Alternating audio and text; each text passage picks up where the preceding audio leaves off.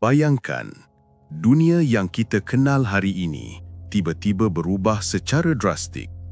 Negara-negara kehilangan kuasa sebenar, agama hanya dianggap simbol semata dan setiap pergerakan manusia dipantau tanpa henti. Persoalannya, adakah itu masa depan yang sedang menanti kita?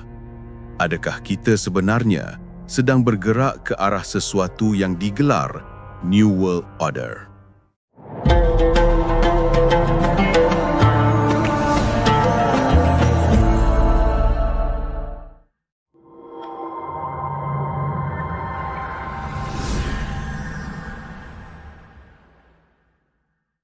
Istilah ini bukanlah baru.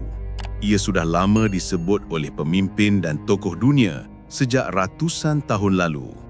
Selepas berakhirnya Perang Dunia Kedua, lahirlah wacana tentang dunia baru yang kononnya lebih stabil dan tersusun. Bagi sesetengah pihak, itu dilihat sebagai janji keamanan